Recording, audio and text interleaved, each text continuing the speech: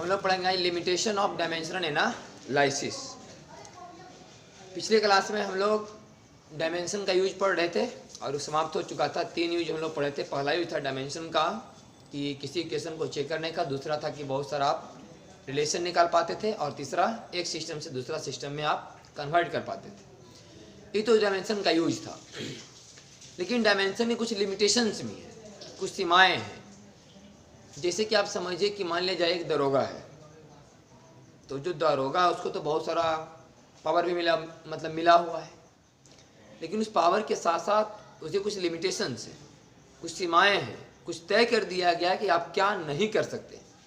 क्या कर सकते हैं उसका तो पावर मिला हुआ है, लेकिन क्या नहीं कर सकते हैं ये भी उसका एक लिमिटेशंस है।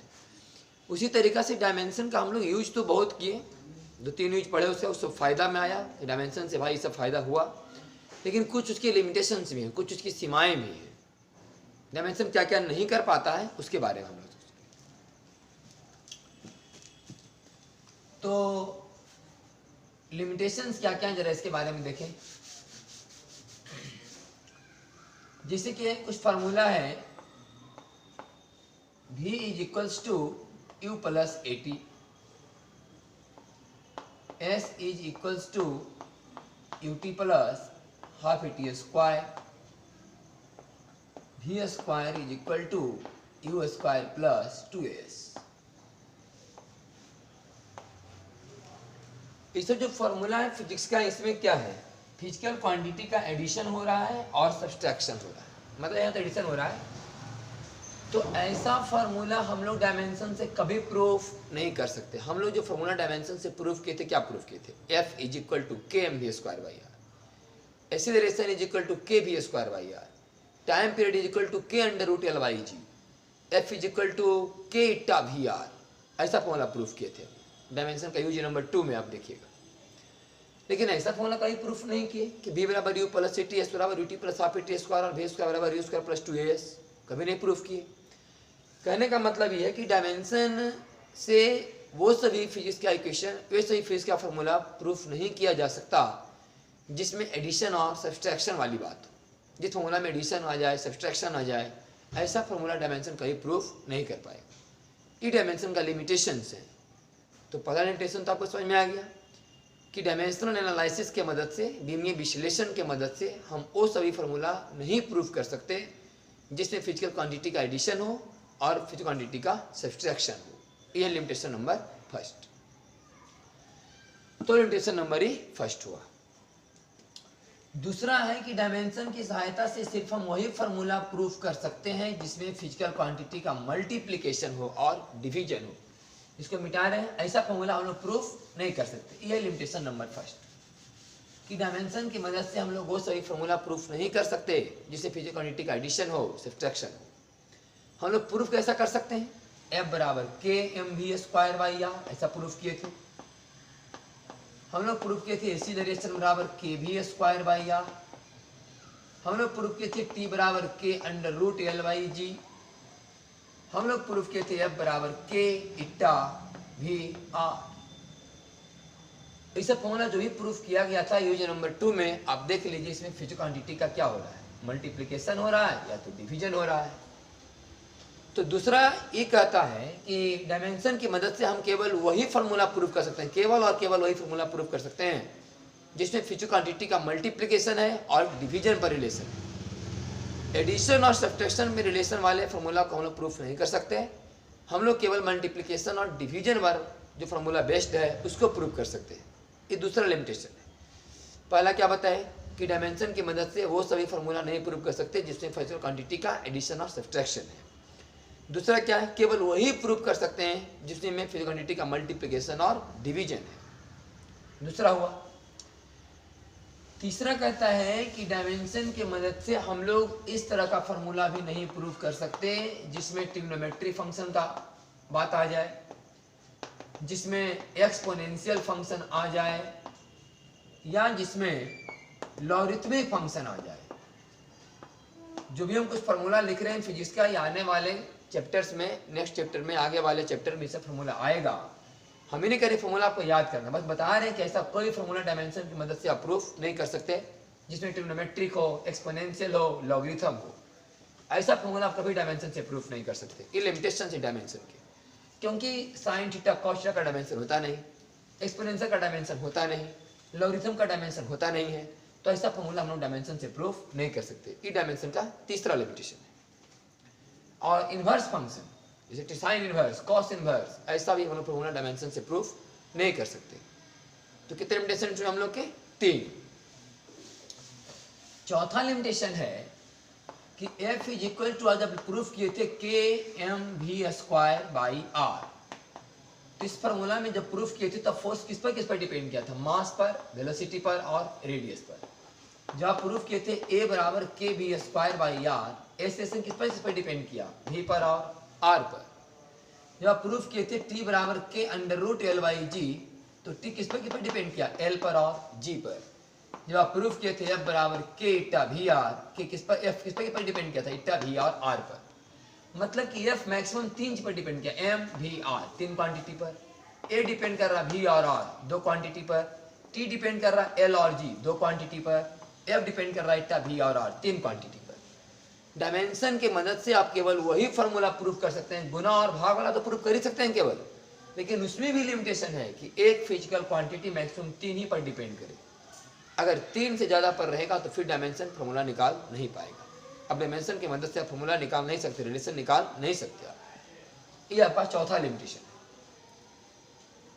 और पांचवा लिमिटेशन है कि जो k का वैल्यू है ये भी आप डायमेंशन की मदद से नहीं निकाल सकते। इसके लिए आपको एक्सपेरिमेंट करना पड़ेगा, या तो कंप्लीटली मैथमेटिकल डेरिवेशन करना पड़ेगा। और हम लोग अभी एक्सपेरिमेंट तो कर नहीं पाएंगे, हम लोग करेंगे कंप्लीटली मैथमेटिकल डेरिवेशन अपने चैप्टर में। जैसे कि ये दोनों फॉर्मूला सर्कुलर मोशन में पढ़ाया जाएगा, ये वाला जो फॉर्मूला सिंपल हार्मोनिक मोशन में पढ़ाया जाएगा, ये जो फॉर्मूला विस्कोसिटी में पढ़ाया जाएगा। तो जिसका जो फॉर्मूला जिस चैप्टर का जो चैप्टर आएगा तो हम लोग कंप्लीटली मैथमेटिकल डेरिवेशन करेंगे, और उस मैथमेटिकल डेरिवेशन की मदद से हम लोग k का मान निकाल पाएंगे। इस तरह से लिमिटेशन और डायमेंशन एनालिसिस में हमको कितना पढ़ाएंगे? 5। हम रिपीट कर दें। पहला पढ़ाया गया कि डायमेंशन की मदद से हम लोग वो सभी फॉर्मूला नहीं निकाल सकते जो फिजिकल क्वांटिटी के एडिशन और सब्सट्रैक्शन पर है। दूसरा कि केवल वही निकाल सकते हैं जो मल्टीप्लिकेशन और डिवीजन पर है। तीसरा ट्रिग्नोमेट्रिक, एक्सपोनेंशियल, लॉगरिथम, इनवर्स ऐसे फंक्शन वाले फॉर्मूला हम लोग प्रूफ नहीं कर सकते। चौथा कि मैक्सिमम 3 ही पर डिपेंड करेगा तो ही प्रूफ कर सकते हैं। और पांचवा कि k का वैल्यू हम लोग निकाल नहीं सकते, इसके लिए एक्सपेरिमेंट करना पड़ेगा या कंप्लीटली मैथमेटिकल डेरिवेशन करना पड़ेगा। इस आपका topic limitation of dimensional analysis. अब आगे बढ़ते हैं, हम लोग नेक्स्ट टॉपिक पढ़ने जा रहे हैं सिग्निफिकेंट फिगर। सिग्निफिकेंट फिगर इसको बोलते हैं सार्थक अंक। सार्थक अंक, आपको बोर्ड पर बहुत सारे नंबर दिख रहे होंगे। तो जो नंबर आपको दिख रहा है ना, इसमें अब पूछता है कि बताइए कि इस नंबर में इसके कितने अंक सिग्निफिकेंट हैं। जो नंबर दिया गया है सब, इस जो नंबर आपको दिया गया है, इस नंबर के कितने अंक, इसे कितने डिजिट सिग्निफिकेंट है। तो इसका रूल होता है, सिग्निफिकेंट कौन कौन है इसका रूल होता है। इसके बहुत सारे रूल होते हैं, तो हम उस रूल पर नहीं जा रहे हैं कि कौन कौन सिग्निफिकेंट होता है, हम आपको ये बताने जा रहे हैं कौन कौन सिग्निफिकेंट नहीं होता है।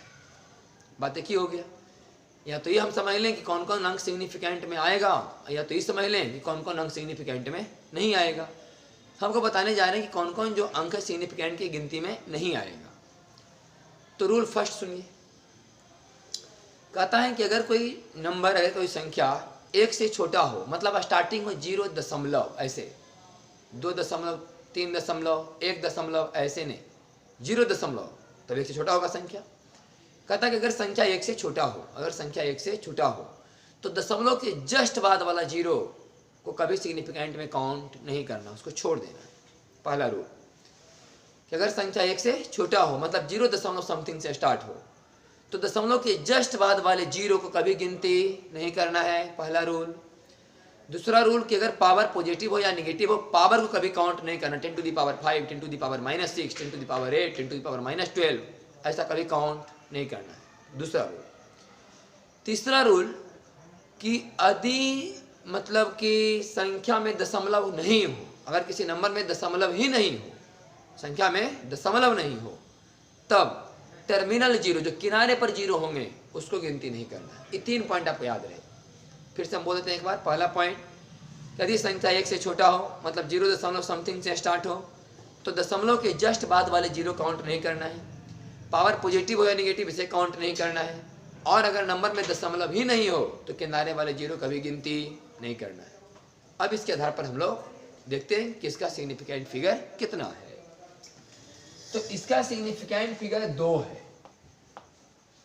क्योंकि संख्या 1 से छोटा है तो दशमलव के बाद वाला जीरो काउंट नहीं होगा, तो सिर्फ 1 और 2 का गिनती होगा, मतलब 2 अंक इसका सिग्निफिकेंट है। इसका सिग्निफिकेंट फिगर 1 2 3 4 है, क्योंकि संख्या 1 से छोटा तो है लेकिन दशमलव के बाद डायरेक्ट जीरो नहीं है, जीरो है लेकिन बीच में है, तो ये तो गिनती होगा। दशमलव के जस्ट बाद वाला जीरो गिनती नहीं होगा अगर संख्या की छोटा होगा तो। संख्या से छोटा है लेकिन दशमलव के जस्ट बाद थोड़े जीरो है, बाद में जीरो है, तो गिनती होगा 1 2 3 4। इसके 4 अंक सिग्निफिकेंट हैं। इसके 1 2 3 4 5 6 अंक सिग्निफिकेंट हैं। सब के सब दशमलव के बाद वाले जीरो गिनती कर रहे हैं हम लोग। क्यों? क्योंकि संख्या से छोटा नहीं है, 1 से बड़ा है। 1 पॉइंट समथिंग लिखा हुआ है, तो संख्या जब 1 से बड़ा है तो दशमलव के जस्ट बाद वाले जीरो गिनती होंगे। हाँ, अगर यहाँ 1 के जगह जीरो होता तब सिर्फ 3 ही अंक सिग्निफिकेंट कहे जाते, तभी जीरो गिनती नहीं होता। लेकिन चूंकि यहाँ 1 है तो सभी गिनती होंगे, 1 2 3 4 5 6। इसके सिग्निफिकेंट फिर कितने हैं? 2। दशमलव के बाद वाले जीरो भी गिनती होंगे, क्योंकि यहाँ 1 से बड़ा संख्या है, 1 छोटा नहीं है। अगर 1 से छोटा होता तो दशमलव के बाद वाला जीरो गिनती नहीं होता। पावर का तो बता ही दिए, तभी गिनती नहीं होगा। तो इसके सिग्निफिकेंट फिर कितने हुए? बोले 4। दशमलव के बाद वाले जीरो काउंट होंगे क्योंकि संख्या 1 से बड़ा है। दशमलव के बाद वाले जीरो काउंट नहीं होंगे क्योंकि संख्या 1 से छोटा है, तो इसका सिग्निफिकेंट फिगर 1 ही होगा। इसका जो सिग्निफिकेंट फिगर है 1 2 3 4 5 6, दशमलव के बाद वाला जीरो काउंट होगा क्योंकि नंबर 1 से बड़ा है। हाँ, अगर संख्या में दशमलव नहीं हो तो टर्मिनल वाले जीरो काउंट नहीं होंगे, 3 जीरो काउंट नहीं होगा, आंसर मात्र 3 होगा। इसका आंसर 4 होगा। संख्या में दशमलव नहीं है तो किनारे पर जीरो भी तो नहीं है। संख्या में अगर दशमलव नहीं हो तो किनारे वाले जीरो काउंट नहीं होते, इसमें किनारे में तो जीरो है नहीं। इसका सिग्निफिकेंट फिर भी 4 ही होगा, क्योंकि दशमलव के बाद वाले जीरो काउंट होंगे क्योंकि संख्या 1 से बड़ा है। ये नहीं काउंट होगा, इसका सिग्निफिकेंट फिगर का वैल्यू 3 होगा, क्योंकि दशमलव के बाद वाले जीरो काउंट होंगे। इसका वैल्यू 4 होगा। इसका सिग्निफिकेंट फिगर 4 होगा, क्योंकि टर्मिनल में जीरो नहीं है। संख्या में दशमलव तो है नहीं, तो किनारे वाले जीरो काउंट नहीं होते, इसमें किनारे में जीरो है ही नहीं, तो 4 अंक सिग्निफिकेंट में गिनती आएगा। इसका सिग्निफिकेंट फिगर 3 होगा। इसका सिग्निफिकेंट फिगर का वैल्यू 2 होगा, क्योंकि जीरो काउंट नहीं होंगे क्योंकि संख्या 1 से छोटा है। इसमें जीरो काउंट होंगे क्योंकि संख्या 1 से बड़ा है, तो 1 2 3 4 5 6। इसमें दशमलव के बाद वाले जीरो काउंट नहीं होंगे तो 3। इसमें सभी काउंट होंगे 1 2 3 4 5 6 7 8। इसमें 1 और 2 पावर गिनती नहीं होगा, इसके सिग्निफिकेंट फिगर कितने हैं? 2 6.0, तो दशमलव के बाद वाला जीरो काउंट होगा। यहाँ सिग्निफिकेंट फिगर 1 ही नहीं काउंट होगा, ये नहीं काउंट होगा, ये नहीं काउंट होगा, ये नहीं काउंट होगा। इसका सिग्निफिकेंट फिगर 1, इसका सिग्निफिकेंट फिगर 3, दशमलव के बाद वाले जीरो काउंट होंगे।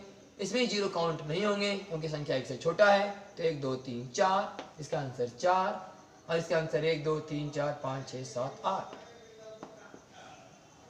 ये हुआ आपका सिग्निफिकेंट फिगर। कोई एक डिजिट दिया हुआ रहता पूरा, उसमें देखना था कौन कौन से अंक इसके सिग्निफिकेंट हैं, तो जो रूल बताया गया उसी पर हम लोग काउंट किए कि अगर संख्या 1 से छोटा हो तो दशमलव के जस्ट बाद जीरो काउंट नहीं होंगे, पावर कभी काउंट नहीं करना है, और अगर संख्या में दशमलव ही नहीं हो तो किनारे वाले जीरो कभी काउंट नहीं करना है। अगला है हम लोग का, ये तो सिग्निफिकेंट फिगर का बात हुआ, इसको हम लोग मिटा देते हैं।